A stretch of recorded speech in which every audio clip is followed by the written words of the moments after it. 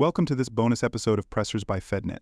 We're revisiting post-election news conferences with congressional caucuses as they introduce new leadership for the 119th Congress. House Democrats took to the House recording studio after leadership elections on November 11th. Hakeem Jeffries of New York led as returning Democratic leader. The following material is protected by copyright. Good afternoon, everyone. Earlier today, the House Democratic Caucus, under the leadership of Chairman Pete Aguilar, convened so that we could begin the process of organizing in preparation for the 119th Congress.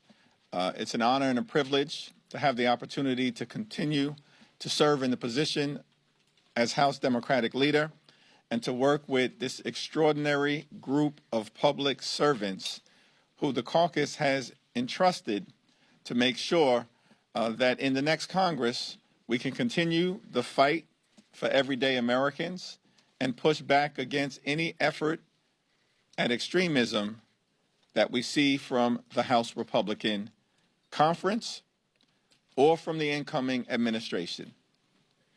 Now, we have made clear repeatedly as House Democrats, we are prepared to work with the incoming administration to find bipartisan common ground on any issue, whenever and wherever possible, in order to make life better for hardworking American families and taxpayers and to solve problems on behalf of the American people.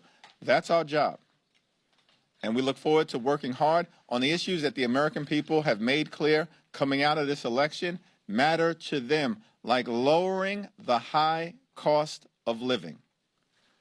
We are prepared to work hard to find bipartisan common ground with our Republican colleagues and the incoming administration on any issue, whenever and wherever possible, but at the same period of time, we will push back against far-right extremism whenever necessary. We will protect the things that the American people have made clear matter to them. Protect Social Security, protect Medicare, protect the Affordable Care Act, protect the progress that has been made in the context of the climate crisis, protect our veterans, and protect a woman's freedom to make her own reproductive health care decisions. We look forward to the 119th Congress. There's a lot of work ahead to be done. As House Democrats,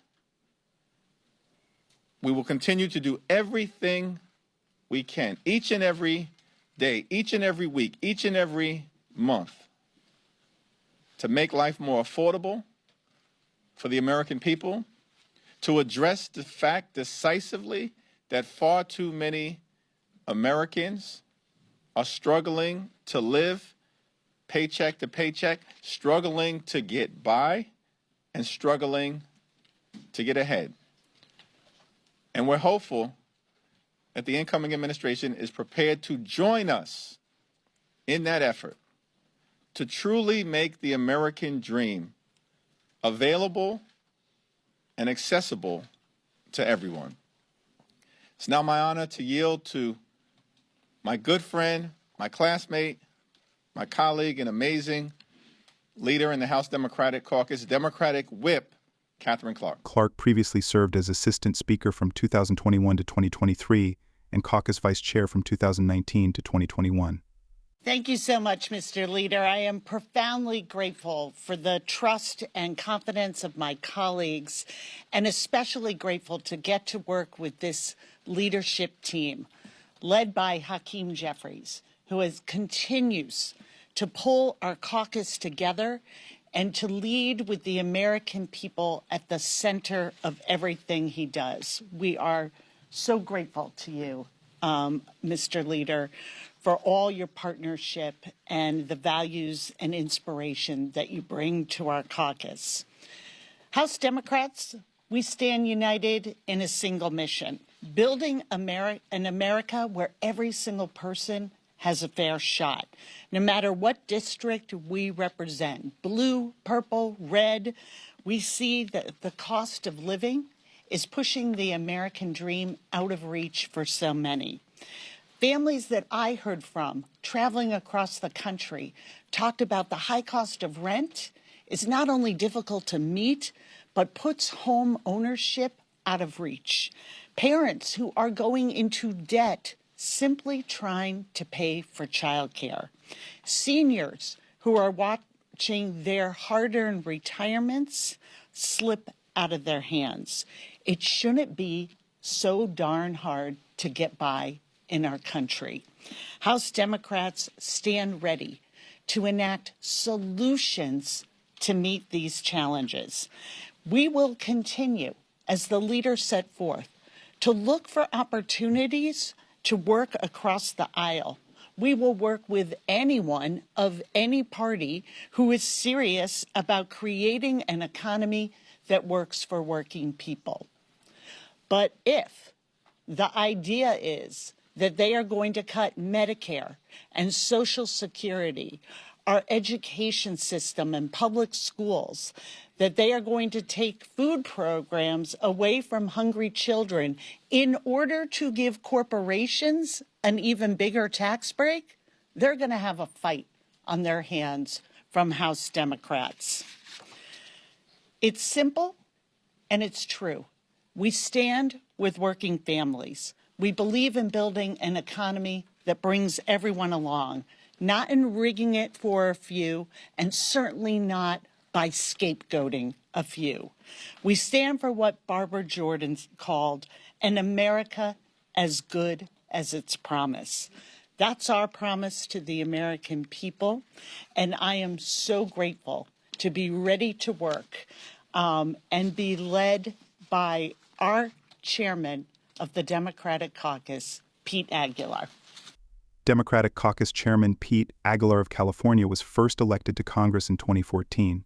I want to thank Whip Clark and Leader Jeffries, Vice Chair Lieu, Assistant Democratic Leader Neguse, DPCC Chair Debbie Dingell, and the DPCC co-chairs Lori Trahan,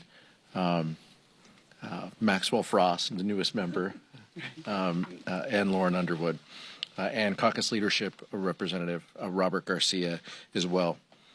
We are clear-eyed about the challenges that lie ahead in the 119th Congress, but we are ready to fight for everyday Americans.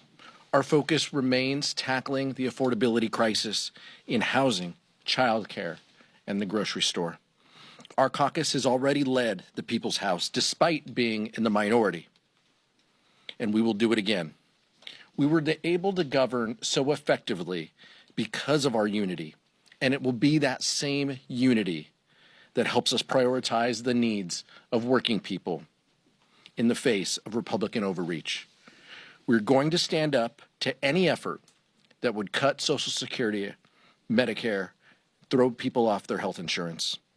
And we will never stop fighting to restore women's reproductive freedom.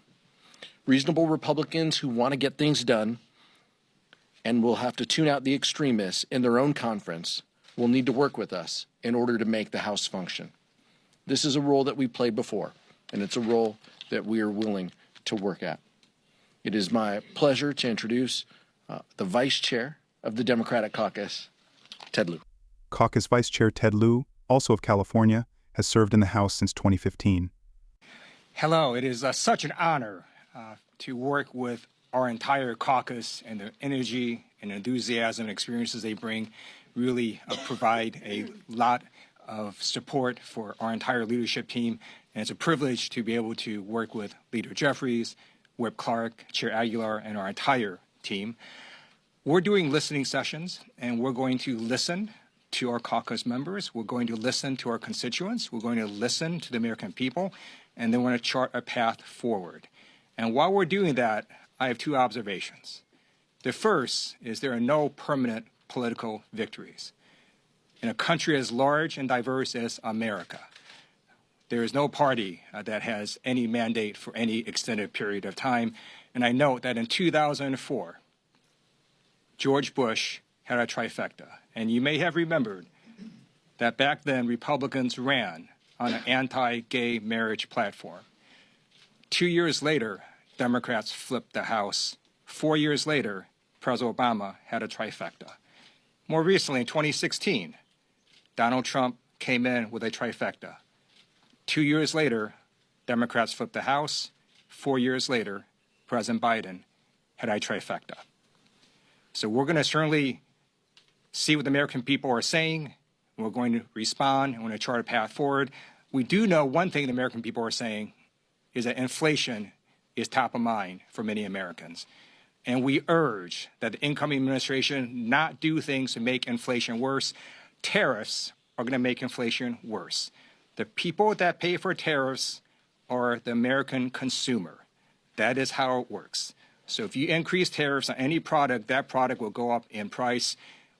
So not only are Democrats going to listen to the American people, we urge our colleagues across the aisle to also listen to what the American people are saying.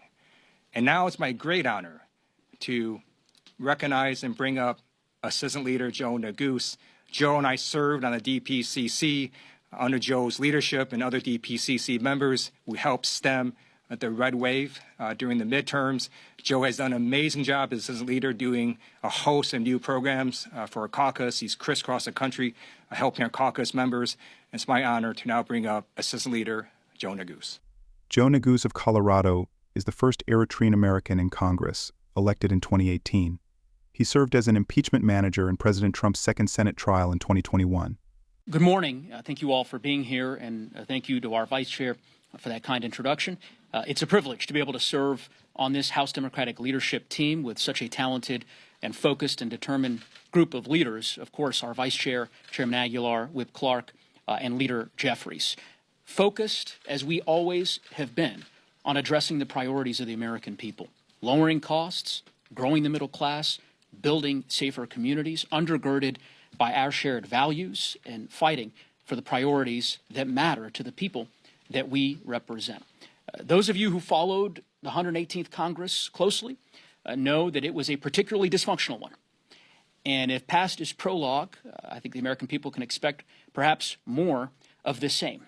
But they can also count on House Democrats to do what we've done over the course of this Congress, led by our incredible Democratic leader, Leader Jeffries, to stand in the breach, to deliver results for the American people, as he often says, standing against extremism whenever possible, extending the hand of partnership wherever possible, defending our fundamental freedoms each and every day of the week. That is our charge. That is our cause. And as Chairman Aguilar said, we remain clear-eyed about the work that is required of House Democrats in the coming months and in the 119th Congress. Of course, a big part and component of that work will be sharing and uplifting the stories of House Democrats who each come from different walks of life in every corner of our country with the American people. And there is no one positioned to do that better than the chairwoman of the Democratic Policy and Communications Committee, Debbie Dingell, of course, with the help of the three co-chairs. And so with that, I introduce Chairwoman Debbie Dingell.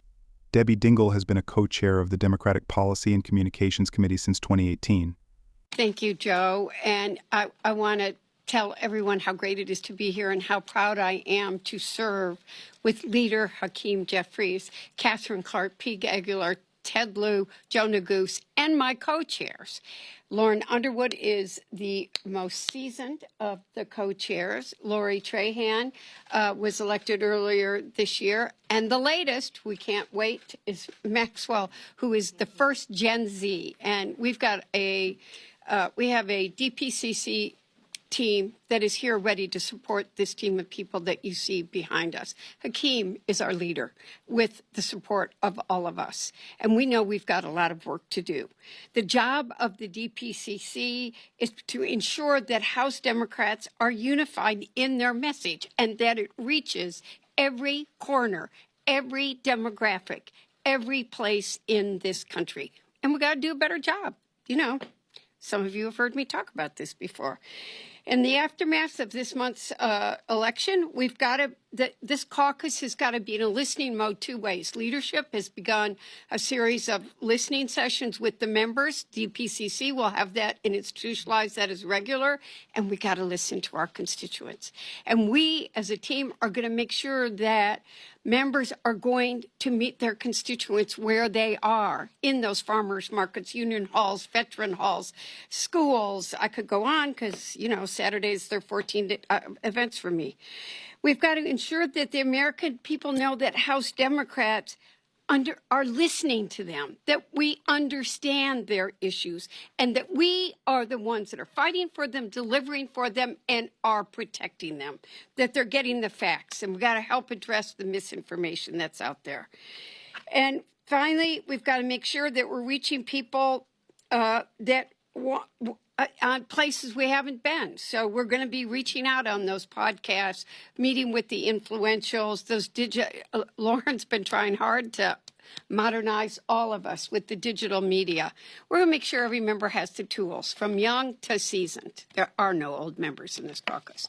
And it's really an honor. We've got a great team, and I think I'm turning it back to our leader, Hakeem Jeffries. Jeffries, Clark, Liu, and Naguz answered questions. Well, thank you so much, Chair Dingell, and thank you to all of the extraordinary members of the incoming House Democratic leadership team. Let me also acknowledge Robert Garcia, who was just elected as caucus leadership representative, representing now a majority of the caucus who served or will serve in Congress 5 terms and under. And so I congratulate you, Robert, and we look forward to working together, and certainly to Maxwell, who is the newest, youngest member of the House Democratic Caucus leadership team. People might reasonably ask the question, does he meet the constitutional age requirement? Yes, he does, barely. And we're so thankful for Maxwell and his incredible leadership and the perspective that he will bring to the House Democratic Caucus, the Congress, and, of course, the country. Questions? The Speaker said this morning he's going to accommodate all members. Have you spoken to him regarding Congressman Mays' bill targeting McBride, and do you think he'll follow through on that? I have not. Thank you, Leader Jeffries. Neither you nor any of the members of your leadership team in your remarks mentioned border security. Do you feel that's not a concern for American voters, number one? And number two, you're in the minority now, and you've been in the minority. What can you reasonably do to thwart President Trump's efforts and Republicans' efforts on the issue of border security? Well, we look forward to working together whenever and wherever possible on the critically important issue of border security. I'll also yield to our chair, Pete Aguilar, who may have some additional thoughts in this area. We have a broken criminal justice system and broken immigration system, I should say, as well. And obviously, we need to secure our border. We need a safe, a strong, a secure border, a humane border. We should secure the border in a bipartisan way that meets the needs of the American people, that right-sizes our immigration system, and that ensures we can enact the type of comprehensive immigration reform that allows for legal pathways towards citizenship, which the American people support, but at the same period of time addresses the challenges that we've clearly seen on the southern border. And we will lean into the issue and are hopeful that we can find bipartisan common ground. Pete Aguilar. Thank you, Leader. Democrats on this stage and Democrats within our caucus ran and many won on the issue of border security. Tom Suozzi has talked about this issue at length. I think of members like Gabe Vasquez, who talked about this issue at length, border members who discussed this, frontline members in tough seats, had this conversation with their voters, and overwhelmingly came back to Congress and are here. we're not shying away from any issue. And as the leader said, we will work with anyone, anywhere, to enact meaningful solutions that help people. Now, I don't think that the American public signed up for having military dollars be spent on a private force to run around cities and to break up families or to pull people from their homes. I don't think that's what this election was about. But the incoming administration has some thoughts on that, and we will respond when there is more information. But the American people have spoken, and we carry that forward, that we want safe communities. We understand that. We respect that. We want to fix our broken immigration system. We have supported policies and efforts to do just that. We've also supported bipartisan solutions that the president and House Republicans have continually beaten back in order to score political points rather than to solve the issue. So if there is common ground, we will seek to find it. But we will also call attention and call out the extreme nature of some of the proposals that the incoming administration has also advocated. Thank you, Leader. Thanks, Senator Jeffries. Phil, FEMA's been pulling lately, including in a couple of congressional hearings today, particularly over the incident where that woman's boy was fired over skipping House advertising Trump. But is it understandable, or perhaps some more nuance there, when you've got some of the threats and the rhetoric against FEMA during that time, that there might be a little bit more to this, and that, preserving their safety could have been justified? Well, we're going to fully evaluate some of the congressional testimony that has been received, some of the information that is forthcoming. We obviously need FEMA to be an effective, an efficient, and an equitable organization to meet the needs of the American people, particularly as we continue to suffer through extreme weather events and the natural disasters and catastrophes that have been experienced all across the country. We have a disaster supplemental appropriations bill that also has been sent up that we need to consider and take up so that we can first and foremost meet the needs of the American people who are dealing with the aftermath of these extreme weather events, have had their life turned upside down. We've got to address that issue while ensuring, of course, as we move forward, that we have the best, most effective FEMA possible. What about the safety of the FEMA workers during the hurricane recovery? The safety of the FEMA workers, of course, has got to be paramount, and it's a substantial consideration for us to make sure that that safety is protected moving forward. Yeah, right there. Me? Yeah. So the House Ethics Committee is supposed to meet tomorrow to discuss whether or not the report concerning the former Representative Matt Gaetz should be made public. Do you feel that the public should be able to see all of these details, or at least members of Congress, as this man is being put up for consideration to be a part of the cabinet, and especially lead DOJ? Yes. Thanks. Thank you, Mr. Leader. Senator Stabenow released a proposal for the Farm Bill yesterday, circulating around Congress. I wanted to get your thoughts on the Farm Bill. Will it be extended another year? Will it be possible for a 5-year Farm Bill to be considered during the length? Where do House Democrats stand on protecting SNAP provisions? Just what are your thoughts going forward on the Farm Bill? We certainly will continue to protect nutritional assistance for Americans all across the country. That's in urban America, rural America, exurban America, the heartland of America, and small town America. That will be a priority for us, as has always been the case moving forward. In terms of the so-called lame duck session, there are 3 high priority items that we hope we can get to over the next several weeks. First, of course, we need to make sure that we keep the government open, that we fund the government in a manner that meets the needs of the American people in terms of their health, their safety, and their economic well-being, and we should do so before December 20th in a manner consistent with the Bipartisan Fiscal Responsibility Act that Democrats and Republicans supported last year. Second, we have to pass the National Defense Authorization Act, and we should do so, as has been the case for decades, in a bipartisan manner, free of extreme right-wing policy riders.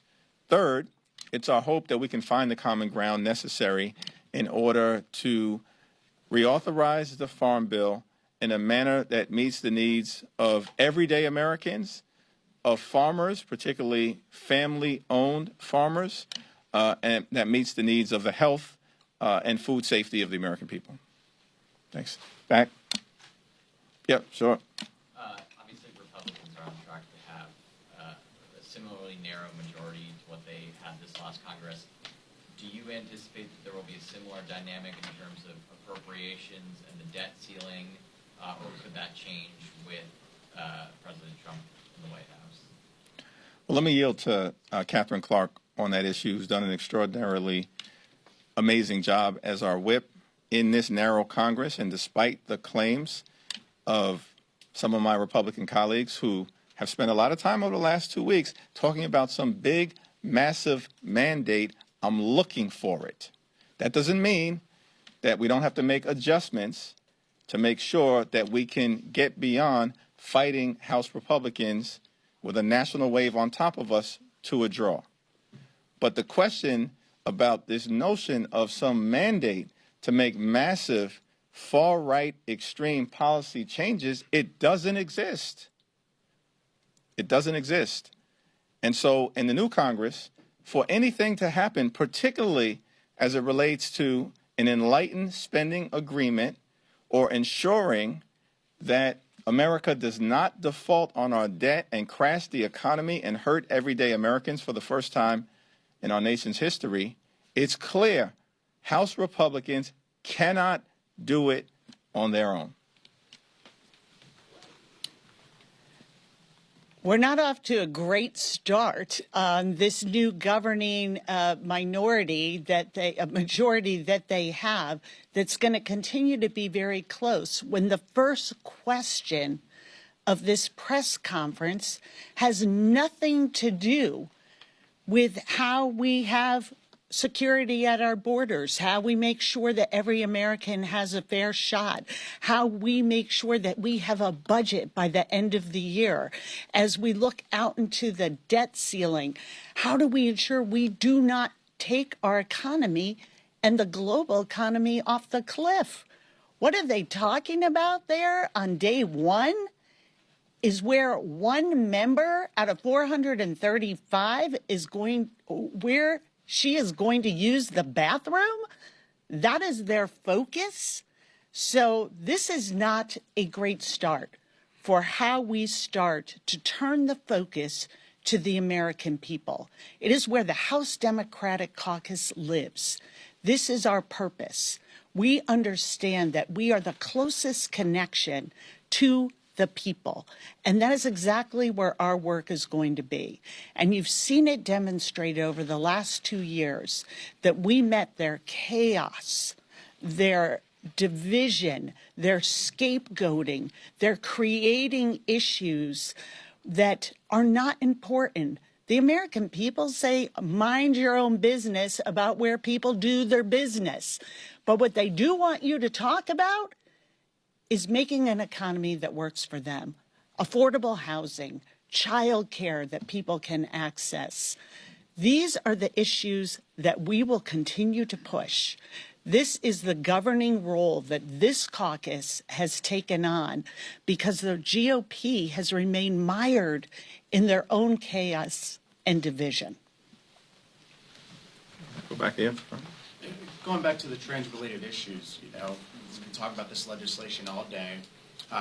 Should there be accommodations made for trans members of Congress, and if so, what should they be? As Catherine Clark indicated, the notion that this incoming small House Republican conference majority is beginning to transition to the new Congress by bullying a member of Congress. This is what we're doing. This is the lesson that you've drawn from the election in November. This is your priority, that you want to bully a member of Congress as opposed to welcoming her to join this body so that all of us can work together to get things done and deliver real results for the American people. I think it it causes you to have to ask the question, what was all the rhetoric about over the last several months on the campaign trail? Did you lie to the American people? Are you really focused on solving problems for the American people? Are you really focused on lowering costs, addressing the high cost of living? Are you really focused on housing prices?